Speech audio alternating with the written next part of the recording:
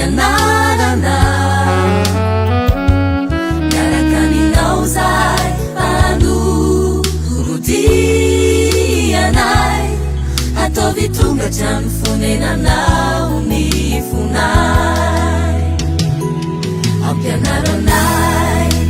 ilalana zay tokony araina sy ny fomba anarana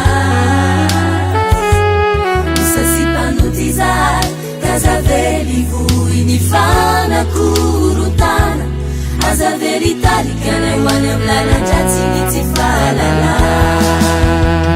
aoekilizy mialadia anjakany fiombonana fandraisananjara sy asa faniray aoekilizy mialadia anjakany fiombonana fandraisananjara sy asa faniray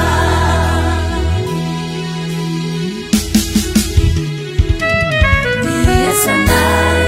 atsioany aminy fitsitokotokoana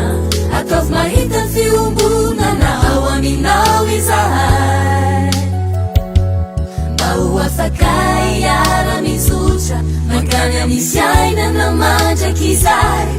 ary tsy iala ny lala marina sy mahitsy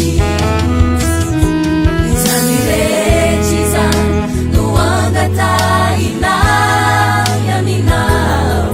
zay miasa mitoerana sy ny fotoana rehetra miaraka amin'ny ray sy ny zanaka amin'ny taona rehetra mandraky izay amay ao ekilizy mialadia anjakany fiombonana fandraisananjara sy asa faniray ao ekilizy mialadia anjakany fiombonana fandraisananjara